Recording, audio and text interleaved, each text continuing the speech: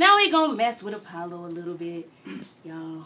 I'm here to be punched on a little bit. Oh my God, nobody, whatever. Verbally, they said you come brutal, but I'm.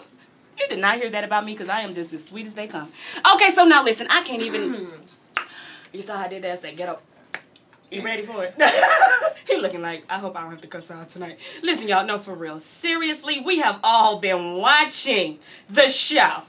And you just been clowning. Man. What's wrong with you?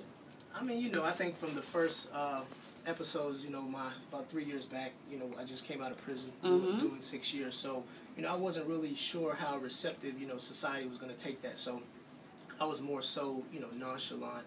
Or not really that, I was just reserved with my words, and I really didn't come out of my shell and show my true demeanor, character.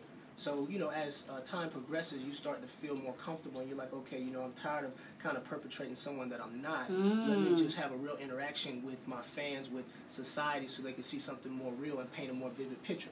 So that's pretty much what you've seen. I mean, what you've seen in this last season, even half of last year, I mean, it's me. I'm not really, you know, an a-hole, but sometimes you're fed up. But you got to think about the image that's been portrayed. From the beginning, I came on the show as a bad guy. So that's what people want to see. Right. So at the end of the day, it doesn't really matter what I do that is, you know, in good grace. It's still going to be curved to give me a certain image. So, you know, I embrace that image, and it is what it is. You're so silly. You embrace it. I embrace it. I mean, but at the end of the day, the people who are in my closest circle, you know, my peers, you know, they know the true me. So they know who you are. Yeah, it's not a big deal. Okay, now listen.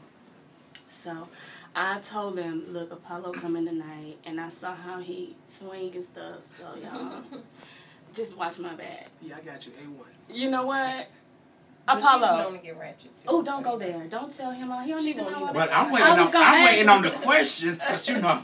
So, listen. Okay, now listen. 2 questions. The first one is, I know for a fact that we don't get to see everything, and that's what a lot of people don't comprehend. There's a lot that goes on that we don't even know. Chop the screw. Exactly. What happened that night that took you to the level of beatdown? Like, what happened?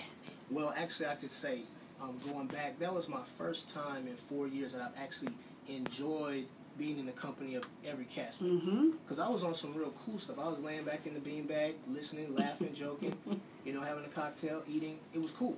So at that point, you know, when everything started to pop off, I'm just like, is this real? Like, it's real. Like, oh, let me throw my shoes on, because I don't really know what's going to happen. So instantly it just clicked. And so what you didn't see is I tried to break up an incident between Peter and Brandon, and then at that point, it just really got real nasty on Brandon's side. So I felt him with force. You know, I'm not a weak guy. You know, I lost a little weight, but I'm still. So don't get it twisted. I'm still good. But you know, I was holding him back, and then things just got really erratic, and so I felt threatened. At the end of the day, you know, I was grazed. But you know, I'm more so like I'm a trained fighter. I do MMA. I grapple. But at that moment, I was like, it only takes one hit to really take a man out. And if you have intentions on putting your hands on someone, male or female, you meant harm. Period.